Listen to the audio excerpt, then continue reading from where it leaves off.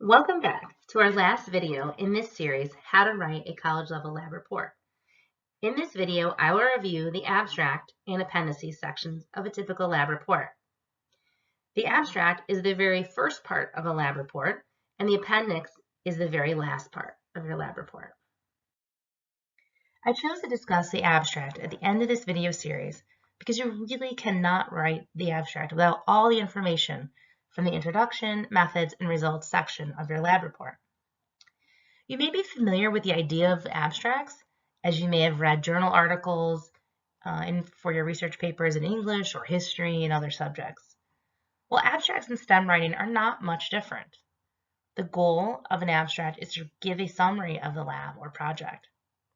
And it typically is about 8 sentences or maybe a half page, no longer.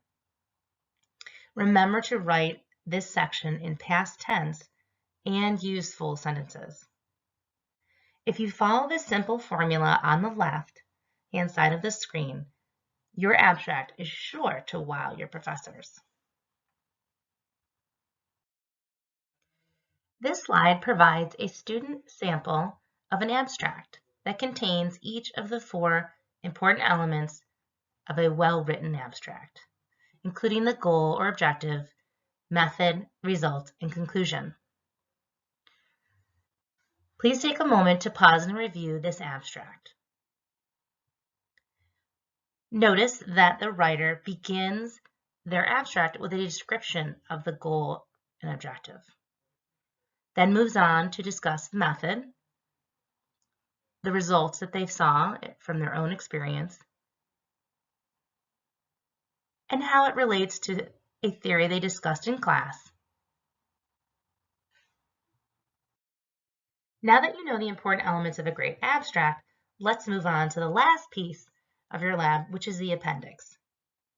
An appendix contains additional material that is too cumbersome to include within your lab report, or is supplemental data available to the reader.